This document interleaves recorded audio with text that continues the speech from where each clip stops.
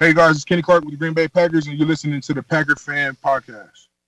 And you can shake off the jitters now. The heart attack pack prevailed in Kansas City. Question is, can Green Bay turn 7-1 into 8-1 in Los Angeles?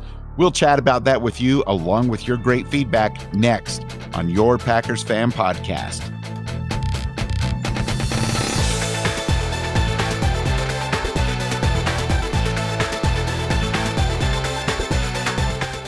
The Green and Gold survived against the Mahomeless Chiefs to hold their first place standing in the NFC North. Welcome to the Packers Fan Podcast, the show celebrating the Green Bay Packers. I'm Scott Clark, and boy, did I get a lot of flack for picking the Chiefs over the Pack this week, but I've never been happier to be wrong. That's what counts. Glad to be back with you again on this 189th edition of the Packers Fan Podcast. I'm at Wayne Henderson, recording October 28th, 2019, and I'm just now relaxing a little bit after that win in KC. On this episode of the show, the Packers beat the Chiefs, scoreboard. So many things to talk about, so we will. And we'll have the results from our weekly Twitter and Facebook poll question. And Week 9 is next. The Packers will wrap up the AFC West games out in California to play the Chargers. We'll preview that game for sure. And as always, our favorite part of the show, your great listener feedback from 920-3PackGo and from social media. And you guys definitely brought it this week for sure. Also, if you'd like to check out the show notes for this episode, be sure to check out PackersFanPodcast.com. Let's go ahead and jump right into the highlights, man. How about those early touchdowns from Aaron Jones and Jamal Williams? I just love seeing Rodgers throwing to running backs in the end zone. That is so great to see. And not only that, he's had so many other targets that he's been throwing to. It felt like every time somebody caught the ball, the announcers were naming another name. He's all over the place. I love that they're keeping him guessing. Yeah, when the defense is guessing, it's a win-win for everybody. And touching on those early touchdowns, for a while, I thought we were going to run away with it, kind of like earlier in the season. And then we let them back in, and it was heart attack time for the rest of the night. But it is so great to see our running backs being able to catch some of those great passes, because otherwise it would have been a heartbreaker. Oh, for sure. We should talk about the one to Jamal Williams in the corner of the end zone. And I swear, I think we talked about this over text when we were watching the game. It looked like, in my eyes, Rodgers was throwing it away. It looked like he was just getting rid of the ball. And then when Williams came down with that catch in the corner, it blew my mind. I was so shocked to see that. Did you see the press conference afterwards when a reporter asked him about that catch and whether or not it was intentional? I saw part of it, but I'm not sure if I saw the entire presser just yet. Yeah, there was a reporter that straight up asked him, so that pass in the corner of the end zone, did you mean to throw it to him, or were you throwing it away and just got lucky? I mean, I'm paraphrasing, but Rodgers was like, no, it meant to go to him. He said he was looking at Graham, and he was looking at somebody else, and he figured that the person in front would probably be able to get it, and if not, the guy in the corner of the end zone was. And he made a comment about not necessarily locking eyes with Williams, but he kind of shrugged it off like, yeah, it meant to go there. But I'm not sure how to take that response, but the whole thing just looked like a fluke. It really did.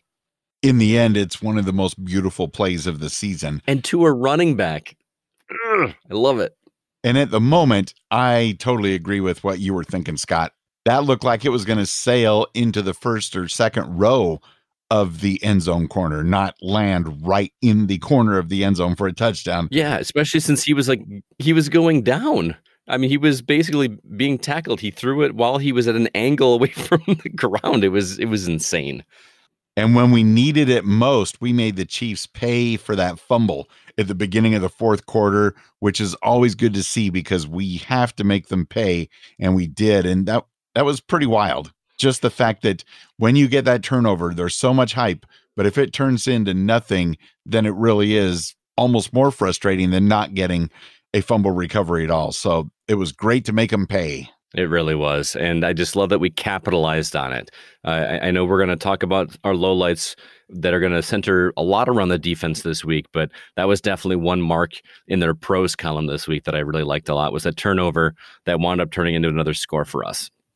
Also, how about that fantastic and long Aaron Jones touchdown run? Wowzers. That was a crazy play, was it not? That guy is getting better every single week. the fact that he was able to make it that far was just so motivating. And was that the one where we at first thought it was a touchdown, but then upon further review, he stepped out at the 10-yard line, and then we just got a touchdown a couple plays later? Yeah, exactly. And I got to be honest with you, man, it was bittersweet for me because in my fantasy football team, I was playing against Aaron Jones this week. So, the Packers are my heart. That's what goes first. But couldn't it have been Williams?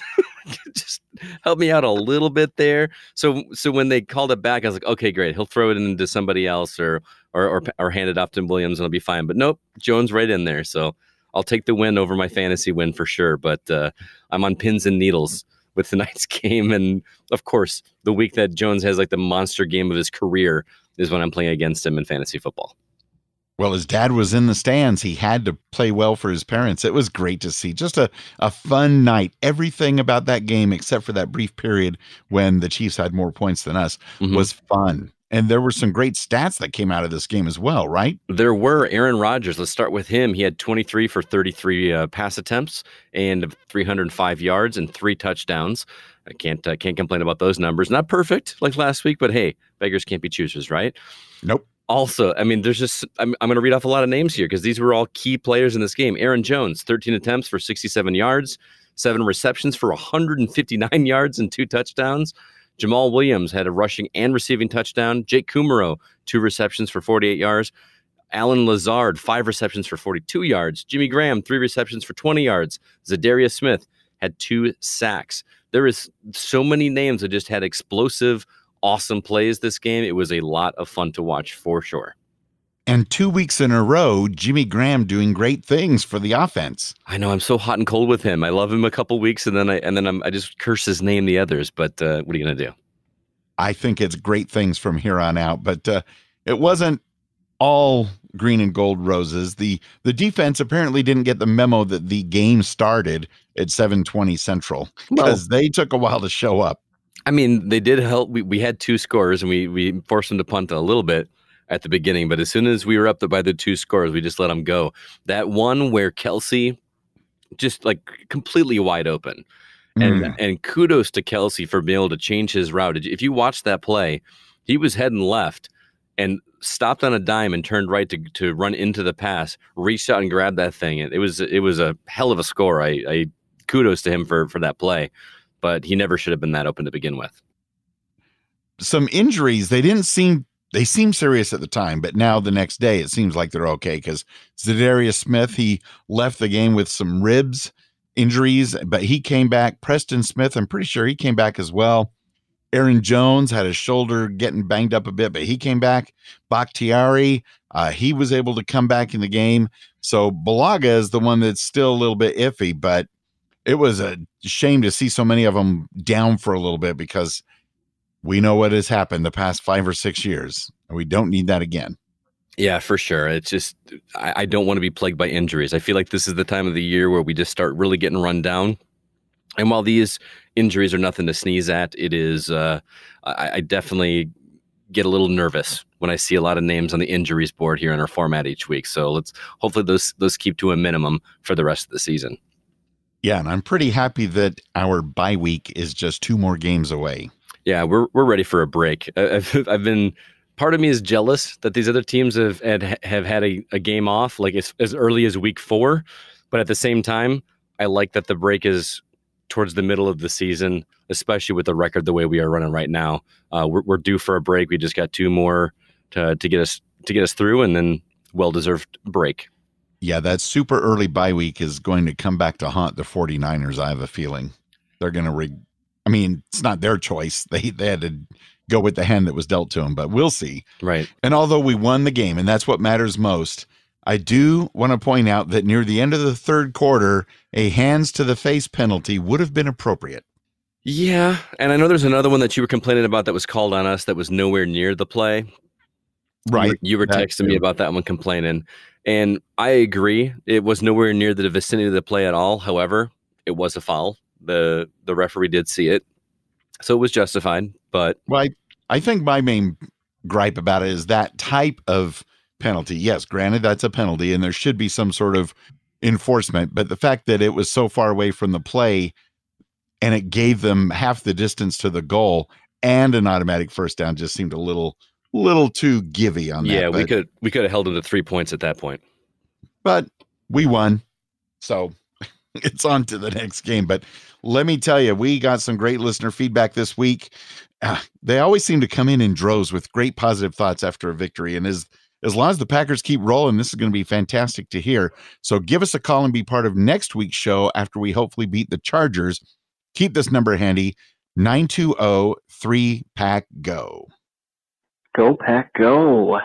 7-1, beating the Chiefs in Arrowhead Stadium. This is Matt in South Carolina, and there's a minute left on the clock in the fourth quarter. And Aaron Jones, team MVP today. The tale of two Aarons, and also the tale of two running backs really stepping up in the receiving game. I cannot believe that Williams touchdown catch. Unbelievable. I have to say that it must be a top 5 touchdown throw for Rodgers. Just an incredible game on the Packers offense, going into Arrowhead Stadium and defeating the Chiefs. And their defense didn't look great the whole game, a lot of holes, and we still are struggling on special teams with our kick coverage, trying to bring down the carrier.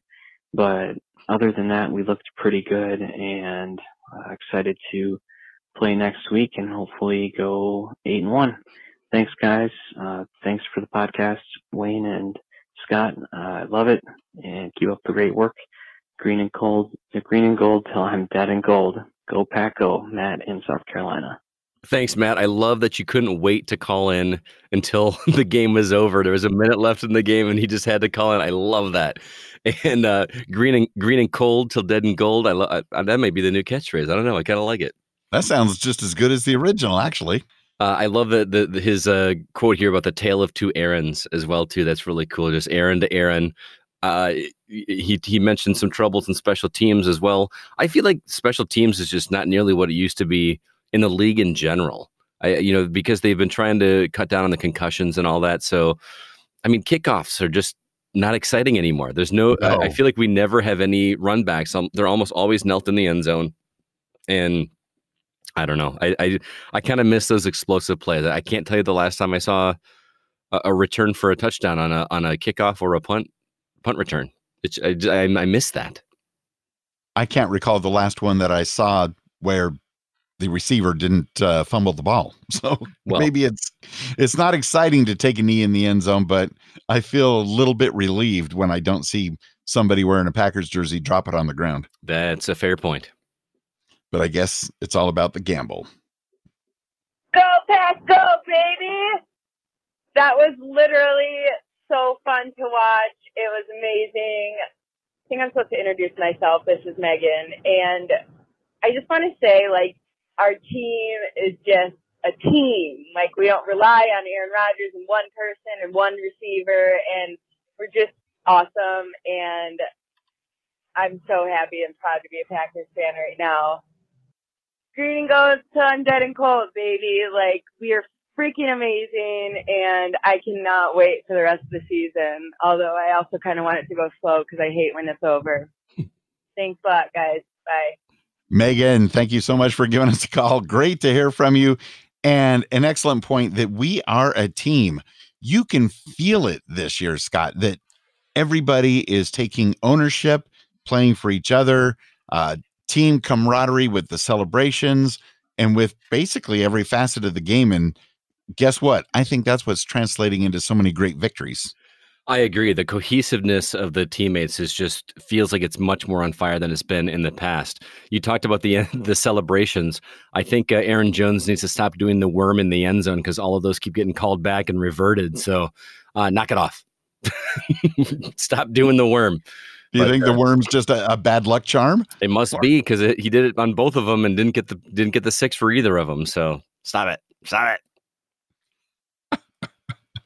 Love the energy from Megan, by the way. I don't think I've heard her voice before, so thanks for the call. Go Pack Go! This is Jared over here from Ohio. My heart needs to calm down a bit after that game. Despite some of my frustrations, which I'll get into, overall, man, that was a really good game. Really awesome shootout. Even though Pat Mahomes was out, I kind of figured it was still going to be pretty similar to what we saw tonight, just a really kind of ground and pound type of battle. But yeah, overall, just again, Aaron Rodgers with some unbelievable throws. That one throw to Jamal Williams at the end zone at the far corner of the end zone was just unbelievable. But yeah, so overall, I mean, definitely some frustrating things with the O-line. But hey, the defense, they saw something that was working with those blitzes, the Chiefs defense, that is, and they kept doing it. But thankfully, LaFleur did just enough with the play calling to make some adjustments at key moments that helped us pull out the W. Defensively, like I said, that's where a lot of my frustrations are. I think more than anything else, just the tackling. I mean, thankfully our defense again was able to come out with some key stops. Despite the weeks where they seem to be struggling a lot, they do seem to still make stops when they need to, which is great. I love it. But man, I really feel like they need to just kind of work on going back to the basics of tackling, because I think I made a comment in the Facebook thread about the bumper car tackling that we're seeing, and it's just not going to work with players like Tyreek Hill and whatnot. So, and we saw that for sure. But that's really what I'd love to see. I really want to see the defense really tighten up the tackling form and go just moving forward. Drawing a blank on anything else to say, but overall, I loved what I saw tonight on offense. It wasn't obviously the showing that we saw last week, but I think Matt LaFleur said it himself. It's not going to. You'd love to see that every week, but it's the NFL. It's not going to be that way, especially with a tough opponent like the Chiefs. So, love the W. Loving our pack. We're looking great this year. Go Pack, go! Green and gold till dead and cold. Thanks so much, Jared, for the voicemail. I like your comments about it being a shootout, even without Mahomes playing in the game. Got to give a shout out to Matt Moore. He looked solid. I mean, he was a great replacement for Mahomes. So kudos to that guy for stepping up to the task. He had a tough road to hoe, and I think he did very well considering. Offensive line frustrations. I don't know if I agree with that, because I feel like Rodgers has so much time back there. Yes, he did get sacked. Was it? I'm biting my words now. He got sacked 5 times this game, if I remember correctly. But one of those was him running around outside of the pocket and getting tripped up when he should have thrown it away. And he had a good 9 seconds before that even happened. So I don't really fault the offensive line. They can only do so much. But I feel like he's just had a ton of time back there. So. But I do agree on the tackling for sure. What I think he called it bumper tackling is a great way to say it. It's just like, why are you not tackling that guy? Get him down. If this were Tecmo Bowl, he would have been down like 30 yards ago. So, yeah, stick it. Exactly. I am going to agree with you, Jared, on the offensive line frustrations. And although Aaron Rodgers did run for his life and almost escape on a couple of those, there were at least a few plays where giant red players just came running out of nowhere, and I'm yelling at my television set, who is supposed to block that guy? It's like, you just can't let people run free when we're on the road in a very loud, hostile environment like Kansas City. Whew, glad we got the victory. Let's see who else gave us a call at 920-3PACK-GO. Go, Pack, go! Go, Pack, go! Andre in LA. Yes. 7-1. They come to LA next week. I am super excited. I know everyone's going to talk about how great Rodgers is looking, how great the offense is looking, how great Aaron Jones is looking. I want to kind of point up a little concern, the defense. And I know Kansas City has a lot of weapons, and they didn't, even though they didn't have Mahomes, they still had a lot of weapons. But they marched up and down the field on us yesterday. Oakland did the same thing the previous week. Philly did it. Dallas in the second half. So I am starting to get a little concerned about teams really just going up and down the field of us. We are getting the sacks. We are getting the turnovers very often. opportunistic defense, but it's just a concern that I'm seeing a trend of just teams moving the ball against us. I'm curious what your thoughts are. I like where we're going. I like where we're heading. I just want to hear your thoughts on the game. Andre in LA, greeting goes from Dead and Co. Go Pack Go. Love you guys. Love you too, Andre. Thanks again for your call. Great to hear from you. Very energetic Go Pack Goes on your voicemail. And I am always a bit concerned about our defense as well. We do let the other teams really go down the field more than I'd like to see. It does seem like when we let them get to the red zone that we seem to tighten up a bit more and we hold them fairly well.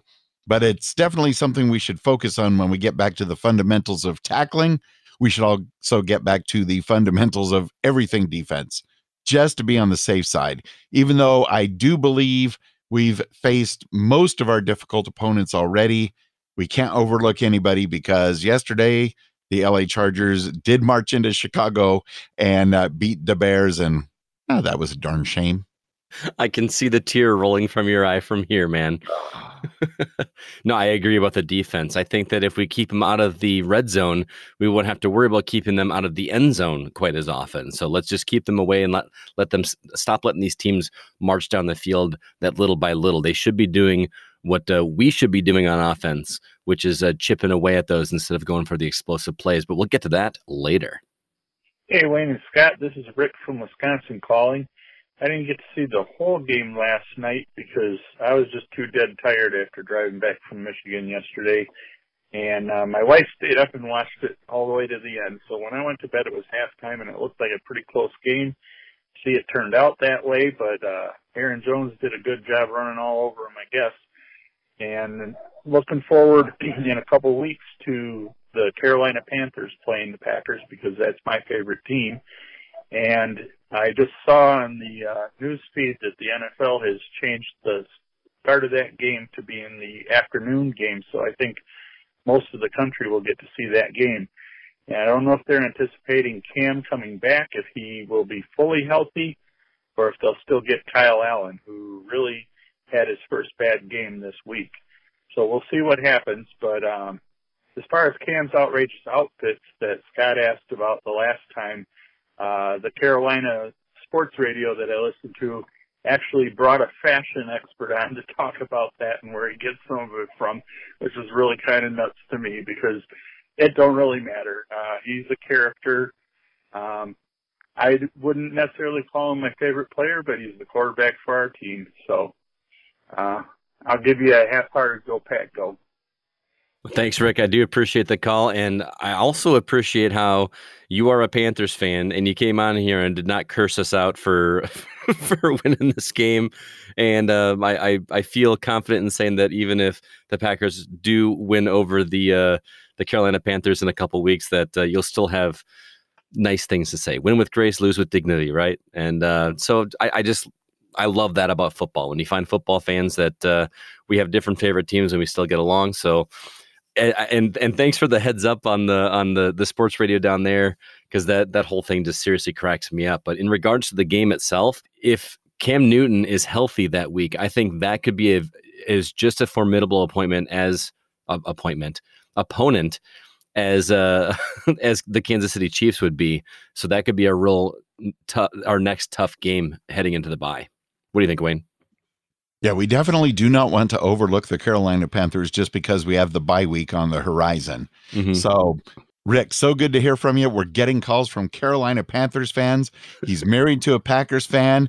I hope things go smooth in the household that day when the game is on. But a house divided. It's definitely going to be interesting. I thought Cam was supposed to be back this week, and maybe they could have beat the 49ers for me, but oh well, that was just one of those games for your Panthers. So anyway, that game against the Packers is coming up.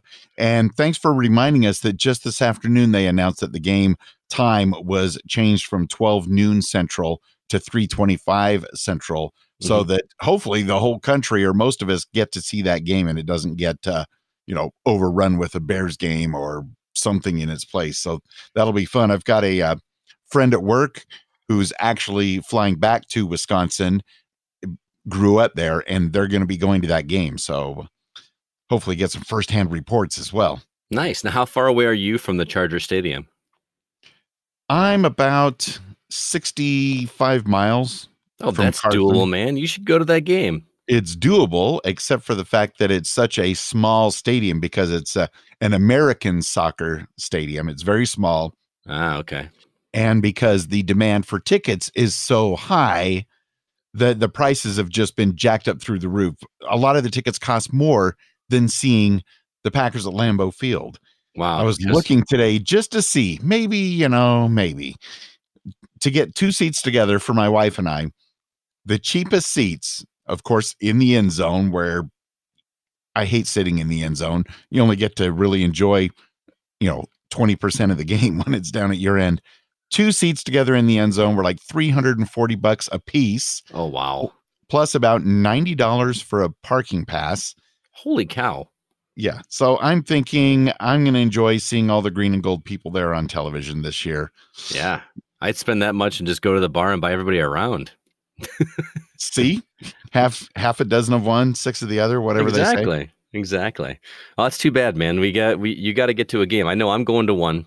We got to each go to at least one game this year for sure. Since we can't go together, Well, maybe the NFC Championship game at Lambeau Field. Oh, let's do it, man. Let's do it. Well, let's go ahead and move on. Thanks to all of the people that called in with voicemails. We do appreciate it. But we got some emails as well. Our first one comes from Steven. He says, Steven checking in. And upon further review, the Chicago Bears still, getting out of the Packers and Chiefs game. What I like that the Packers scored first and got a touchdown and the extra kick to make it 7-0. Wayne, are you going to be at the Packers-Chargers game in person like last year when you went to the Packers and Rams game? I guess you pretty much already answered that one. Also, Wayne, get your money together as it looks like you will be buying Scott lunch or dinner at Culver's due to his final score guesses. I think Wayne should just fly to Wisconsin and have Scott come up to meet him at his favorite Culver's in Wisconsin, since it doesn't look like you will be able to come back and tie or get a lead in points over Scott. Well, he got a little bit closer this week, but we'll get there later. I can't wait to hear what you guys thought about the game and the bad things that were from the Chiefs game. And we did cover those just a while ago. So traveling back into the past, Stephen, I hope you enjoyed that. Let's rewind the podcast for you right now. And welcome to the Packers Fan Podcast. I'm your host, Scott Clark. And I'm Wayne Henderson. Thanks for joining us. Surprisingly, didn't get an email from Caleb and family this week, mostly because the game was so late. The turnaround time was so short. But he did leave a brief comment on Twitter saying, I think we should just consider this as a normal game and make sure we stay focused on the Chargers. It's a good point. So a normal game, and this might just be the new normal for the Packers as far as letting the games be too close. Defense gets a little choppy. But hey, a win is a win. And we've already won more games than we did all of last season. Which is insane. That is insane. And the season's not even half over. Or technically, it is half over. But we've got a long way to go. We want to hear from you after the game against the Chargers and all the rest of the games this season. The deadline to get your voicemails and emails in to be part of the next show is Sunday nights at 11 p.m. Central. The podcast won't be complete without your thoughts. So make yourself a note. Give us a call at 920-3PACK-GO every Sunday night. Thanks again for your support and your feedback, and go Pack Go. Now, looking ahead at the Chargers, taking a look at our weekly poll on Twitter and in the Facebook group, will the sun and heat next Sunday in Los Angeles, otherwise known as Carson, also known as Lambeau West, will the sun and heat help or hinder our heart attack pack when they play the Chargers? And we want to wait a minute. Is it really considered Lambeau West, or are you just making that up right now? You'll see on TV. It will be Lambeau West. With as much green and gold as in the stands, is that what you're saying? Yes. All right. You are going to be blown away. All right. I can't wait. So we want to thank you for all your votes. The averages when combined, basically the initial choices, because we got a lot of write-in votes this week. The initial choices were the Pack will easily soak up the sun and the victory. Also, the cooling Go Pack Go chance will overpower the heat, or the fact that the Chargers and the weather will be too hot to handle. And One I'm vote. not saying trolls. I'm not saying aliens. There was a vote. 2% of the voters did say the weather's going to be too hot to handle. And some of the write-in votes before we get to the winners, Jared added the defense will tighten up this week, so that'll be nice to see. And that actually got 6% of the votes, so thank you, Jared. Peter added the Aarons will Aaron. 2% of the vote. Another 2% for what Travis added with the Packers continuing their dominance over the San Diego /LA Chargers. But on the plus side, the results of this one were pretty much in our favor, as expected. 43% of the votes said that the Pack will easily soak up the sun and the victory, and 45% the cooling Go Pack Go chance will overpower the heat. There you go. That's about as close as you can get, 43% to 45%. If it wasn't for that vote that came through for the Chargers and the weather being too hot to handle, we'd have a tie. Just like it was that Raiders fan from. It was that Raiders fan from last week that voted. Probably so. They're now on the Chargers bandwagon. Oh, well, you're 7-1. And doesn't that sound great to say? The 7-1 Green Bay Packers fly out to Southern California to go up against the 3-5 LA Chargers Sunday afternoon, November 3rd at 3:25 p.m. Central. Double check your area's start times for your DVR, your TV, whatever you got going, because much of the U.S., but not all of us, are going to be changing our clocks the night before. So things might be just a bit off, and it's just good to keep tabs and be ready. Be ready an hour early just in case. Okay. Also, one quick mention, Wayne, you know this better than I am because I don't live out there, but there's a bunch of wildfires going out there in Southern California. Do you see this affecting the game whatsoever? Not to take away from the severity of that situation, but for sure, because I know a lot of people are in serious danger. But do you think this will be taken care of by then, or could that be a factor? Anything like that could be a factor, but I think as far as where Carson is, I believe the fires are far enough away that it's not necessarily going to be a concern, though it would be nice if they could get all these fires taken care of. Most of them, from what I've seen, seem to be in Central California and Northern California, but in the Sonoma area as well. So the wildfires, I don't know why late October, early November, we get those. We had one that looked like it was going to go out of control just 6 miles from me 2 weeks ago, but it was able to be knocked down pretty quick. The planes and the helicopters and everybody just dropping everything on it. So it's just crazy. And I don't know why we get the firestorms like this time of year with the Santa Ana winds. They just get out of control, but hopefully there'll be less loss of homes and property and all of that, and they can just get those put out, because obviously that's more important than this game, but hopefully it does not affect the game either. For sure. So, and the time change is just going to be weird as well.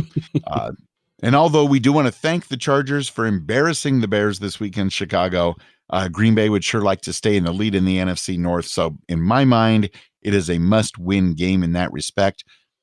Now this I like. Green Bay leads the series 10-1, which includes a 31-3 blowout victory by Favre and the Packers at the first game I ever took my entire family to go see the Packers play in San Diego in October of 1999. We had seats halfway up on the 45-yard line, perfect weather. Stadium was at least half green and gold. And of course, by the beginning of the third quarter, when it was obvious the Chargers were not going to get any more than 3 points, all the Chargers fans left, and it truly was Lambeau West. It was glorious, Scott. Glorious. Oh, man, I wish I could have been there. Now you're making me want to go to this one. No wonder the seats are in high demand. People just love the Packers. What can you say? Game time weather next Sunday in Carson, California. Pure Packers gold sunshine, slight breeze, and a high of 81 degrees Fahrenheit. Pretty toasty. 27 degrees Celsius for our friends in other parts of the world. And so, it's not going to be chilly. It's not, there's no frozen tundra happening here in Southern California right now. For sure. And I think that'll be a factor because I know it's still early in the season. We haven't had any of that frozen tundra, but I still feel like historically the Green Bay Packers always play better when it's not hot out, when it's at least fall temperatures, or even when it is snowing and the ground is frozen solid. So that will definitely be a factor, but I'm hoping that we can still edge this one out. And speaking of edging it out, let's go ahead and talk about the keys to the 8th Packers victory this week. First off, we need to stop relying on explosive plays. As fun as the long pass plays and running plays are to watch, the back seems to be more effective at chewing up the clock when they have a lead by powering down the field a little at a time. Those short, quick passes are key in conjunction with our now effective running game. So don't rely so much on those explosive plays for sure. Secondly, take advantage of Phillip Rivers' pass fails. If you watched the Chargers game last week, yes, they did win, but it seems like a prime opportunity for the Packers defense to get some turnovers. He is a great quarterback. I respect the guy for sure, but if this is a rut for him, it's time to capitalize on that and get the ball back in Rodgers' hands as soon and as often as possible. Finally, please bring back the defense from week 1 and 2. I know we're getting we're getting plagued by injuries, but we've got to cover the Chargers better than we did the Chiefs. I know that we were lucky to win by even a single score in that one, but we could have easily won by a lot more than that. So let's get aggressive and plant Rivers to the turf and keep him from throwing the ball. Now, are you allowed to plant quarterbacks like they're going to grow and flourish some other season in the future? Well, if you get those brothers and they're doing it, they'll get down further enough. They'll start growing. Nice. Now, since this is an American soccer stadium, can we call it a field, or is this a pitch like you were training me on last week? Oh, I'm totally going to call it a pitch the entire game. Look at that guy on the pitch. I got a buddy in Ireland that always corrects me whenever I use the wrong terminology. So I'm a little bit more attuned to it, although I still don't fully understand football.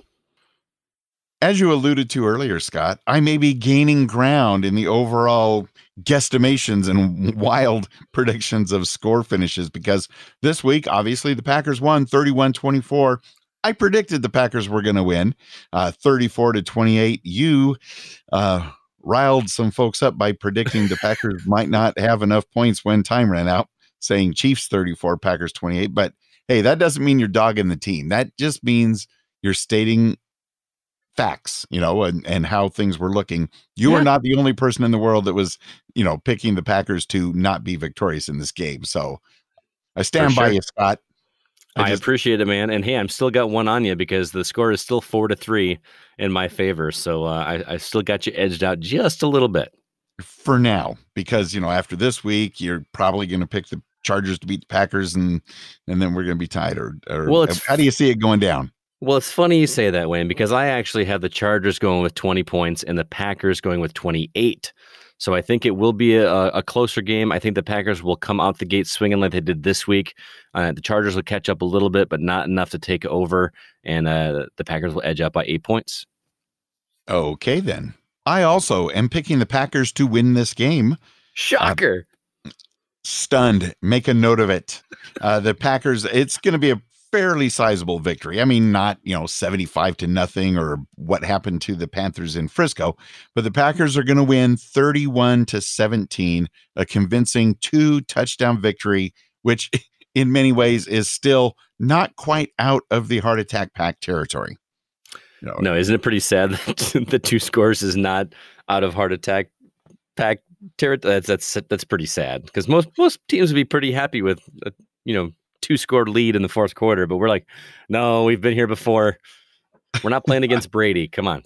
I want to be up by 3 touchdowns plus at least 1 2-point conversion, just to be safe. You just want to drink through the entire fourth quarter and just relax and not have to worry about it. I know the game's going well when I don't get furious texts from Wayne in the middle of the game. When it's just, just calm and steady. I'll get an occasional thumbs up emoji, which I'm shocked that you know how to do emojis, by the way. Kudos to you. But, when it's crazy, you're just furiously oh man, this is going on. This is going on. So you want that even keel fourth quarter. Well, I want to be kind of like listener Matt, who called us before the game was even over. Yeah, that's true. That's called being proactive, Scott. Proactive. That's preemptive. I think there's a difference between being proactive and preemptive, but I love it. Well, if we win, we win. It's going to be awesome. Let's see what's happening in the Packers Fan Podcast Facebook community, which we'd love to have you join at packerscommunity.com. Just answer 3 easy questions to get admitted to the group. That way we know you're not some hacker Patriots fan or something like that. Our first one comes from Lofia. He says, the Packers defense showed up just in time, but how long will this last until they learn to stop the pass? Good win for the Packers. And Aaron, the bad man Rodgers, has done it once again. And he's got a little emoji of a piece of cheese and a flexing muscle. So thanks for that, Lofia. Bill says, shame on Scott for ever doubting the Pack. I love that we have an all-around team right now. The defense stepped up when we needed them to, and Aaron Jones had a monster game, and AR-12 did what he does and got it done. 7-1, go Pack, go! Yeah, thanks so much for that, Bill. Shout out to our Packer fan out in Portland. We got them all over the country, man. I love that the fans are spread out all over the place. Also, Peter wrote in and said, no chance I'm shaking that off yet. D, yet again, did enough when it mattered, but were carved apart and maybe made Goody think of another trade to shore up a hole. The second quarter showed we missed Adams. We looked lost with the Chiefs throwing it at us, but Rodgers just does some disgusting things with the football, and we win. So, 7-1, and we go Pack, go to the Chargers. I should just say that Jones is a beast. The Aarons turned that next level today. Thanks so much for that one, Peter, and I agree wholeheartedly. And speaking of all of these comments, if you'd like to join the Packers Fan Podcast Facebook community and be a part of the conversation, join over at packerscommunity.com. We got lots of great conversations and posts, including Travis over there shared the shocking details of several teams that still have winning records over our Packers. You can tell that Wayne wrote that, and I did not. The shocking details that somebody has a better record than us. It's not that it's shocking that a team has a better record than us. It was just that there were so many. Oh, okay. I could not believe it. I mean, my first initial thought after seeing the comments and the answers from Travis was that guy from The Princess Bride. Inconceivable. I thought it was fake news, but it apparently wasn't. But we'll get there. Jared posted that great sideline video clip of Rodgers from last week, telling Coach that he'd like 5 touchdowns today at the Raiders game, and Coach LaFleur saying he wants 6. And he delivered, which was great. I could watch that clip over and over, and that great end zone touchdown from this last week. I'll watch that clip over and over. Seriously. And if you remember back to before the season started, everyone was just talking about the relationship between Rodgers and LaFleur. Nobody's saying that now. I haven't even heard anybody breathe a word about that. Their chemistry is great, and I'm so glad that the two of them just shut everybody up because I'm so tired of hearing about it. Also, on the community page, you want to check out a picture that I took of me and my wife. It was my wife's birthday this past weekend, and as a gift, I bought her a J.K. Scott jersey, which just so happens to coincide with my Kenny Clark jersey. And if you put us together back to back, it says Scott Clark. You see what I did there? Well done, Scott. Very well done. That's a great birthday gift. Happy birthday, Mrs. Clark. Yes. There's also a lot of chatter in our live game day chat thread, which obviously isn't live right now. But next Sunday during the game, look for another live chat because there were lots of comments, the highs, the lows, and everything in between. So check it out at packerscommunity.com. Let's go ahead and move on to some general NFL chatter as well. You alluded to it earlier, Wayne, but the Bears are in serious disarray. I think it was a tweet that you retweeted on our Twitter handle that somebody said, everybody's been saying the Bears were going to improve, and they went from double doink to doink. And I just kind of laughed out loud.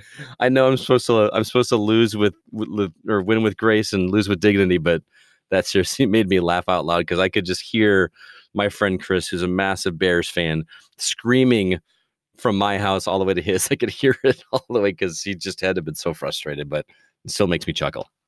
Yeah, definite disarray happening in Chicago. In fact, some Bears Twitter account that has thousands and thousands of followings posted a poll that got over 2,000 votes, which is pretty substantial, I gotta say, asking Bears fans if they would like to stick with Mitch Trubisky or possibly go back to Jay Cutler. And Jay Cutler won with like 70% of the votes. Okay, well, that's just ignorant. I'm sorry. that's Yeah, you can't go from bad to worse. That's ridiculous.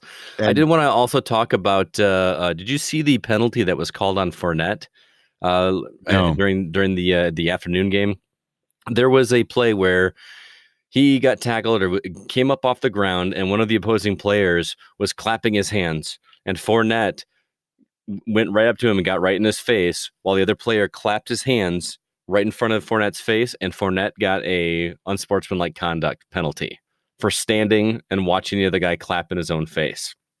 I feel like I'm missing something, but that was a ridiculous call. I know that he's been getting a lot of flack for those kind of penalties, and he's been suspended and all that, and maybe those were deservedly so, but I do not see how he deserved a unsportsmanlike conduct for standing up and taking abuse from another player. yeah, it might just be another case of his history is leading the officials to have like a hair trigger, just like with Clay Matthews. Half the time, if he touches the quarterback at all, flag, roughing the passer. Yeah, pretty much. It's interesting to see at this midway point of the season, which teams are surprisingly starting to run away with their divisions, and then which teams are just shockingly tanking. Just what happened to the Falcons? I don't know. What happened to the Cardinals? I don't know. Why are the 49ers able to beat the Panthers? Well, these will be answered soon. I mean, no Cam Newton helps, and they've been coming off of a loseless season, so they're kind of high on life right now. But for now, till the Packers come to town. Yeah. I had one other thing I wanted to mention with you, because I had a conversation with my father-in-law, and he made me promise to bring this up with you, because we were watching the Patriots game. And again, Patriots defense is on my fantasy team, so I was loving the pick six that they got, which scored me points. And we were talking because later in the game, they actually picked up a fumble and ran it back for 6. And we realized there's not a catchy nickname for picking up a fumble and bringing it back. Like if you get a pick and then you run it back, it's a pick 6. We don't have a catchy name for the defense when they recover a fumble and run it back for a touchdown. Should we call that a fum 6? Or is there a name that I'm just not familiar with? If there is a name that you're not familiar with, I'm not familiar with it either.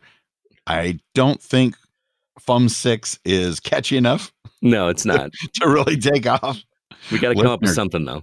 Listeners, we need your help. Duh. Give us a call at 920-3PACK-GO. And speaking of things that are shocking, I'm going to say right now, the Patriots are going to lose 1 or 2 of their next 3 games. In fact, this weekend when they play at Baltimore, don't be surprised if the Ravens win that one, at Eagles, and then after that, they host the Cowboys. So, man, I think you're crazy. I don't see them beating Baltimore, or really? I don't see the Ravens beating the Patriots. I don't see the Eagles beating the Patriots. The Cowboys maybe, but it depends on which Cowboys team shows up. The Eagles offense has just been failing to start for the past several weeks. I know they played in Buffalo where the winds were crazy. They had like 30-mile-per-hour winds, so there wasn't a lot going on in the air. But still, I just feel like their offense has just been not clicking, especially with the passing yards.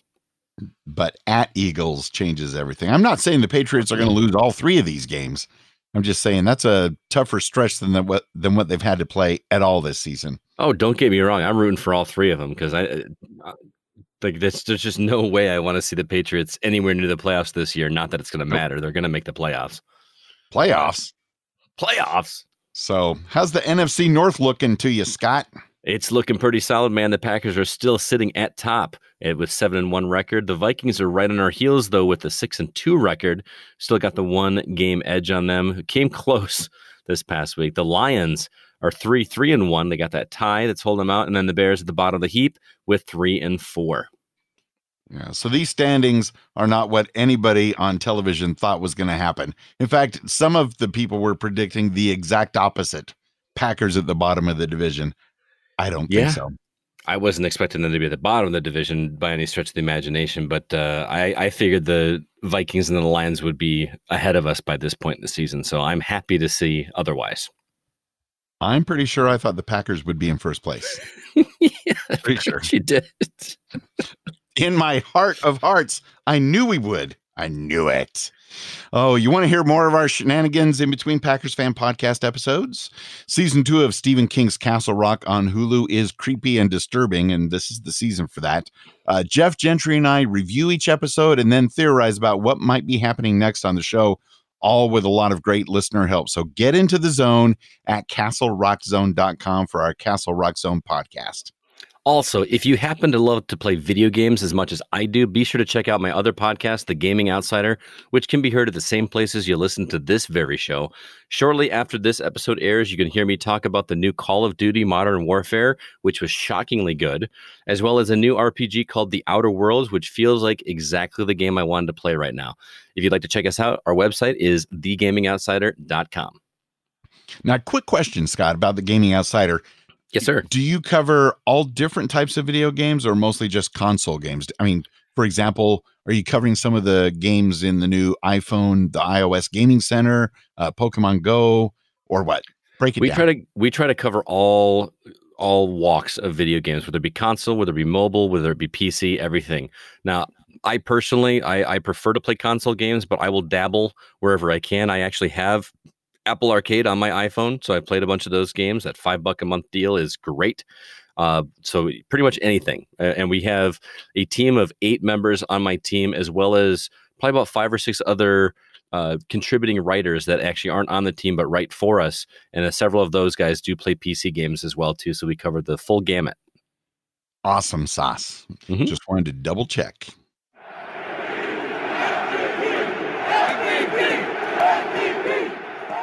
Talk about MVPs. Huge thanks going out to listener Bryant for supporting the show at the $24 a month Willie Wood level. You rock. And how about those Texas-only Green Bay Packers fanatics and their $12 pledge level? Thanks, guys. You rock. Go, Pack, go. And Brett Favre would surely love these $4 Packers Fan Podcast supporters, Jeff Summerfield, Lawrence Harvey, as well as support dedicated to lifelong Packer backer Randy Westgame of Wausau. Also supporting at the $1 Curly Lambeau level, Joe Christensen, Matt Haig, Hank Davis from the TPE Network of Podcasts, and Aaron Peterson from the Hollywood Outsider.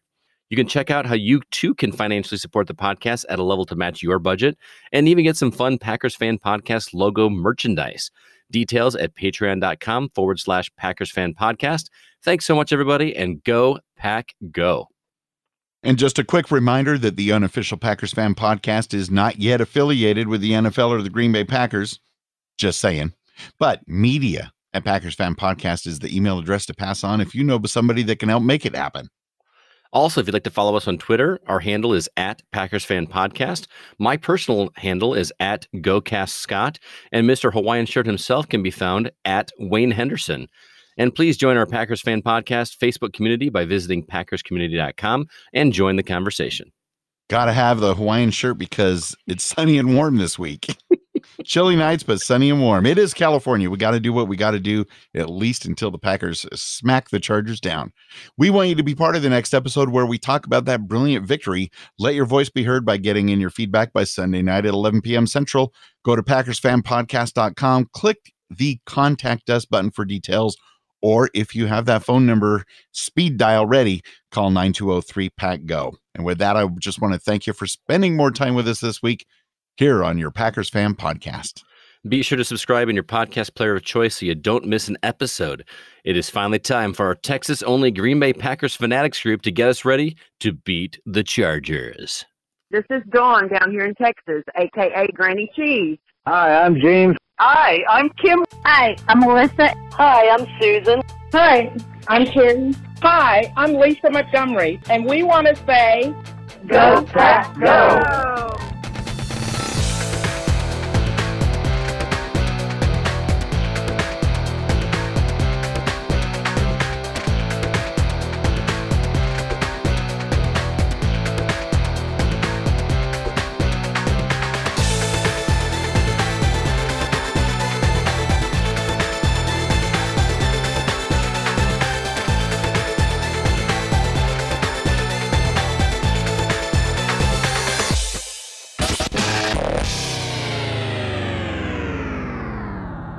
That is not what any of the preseason procrastinators or whatever you call them. Procrastinators? Analysts? Yeah, those guys. The preseason procrastinators. Oh, don't you dare edit that. That's staying in, man. That's fantastic. It's gone already, Scott.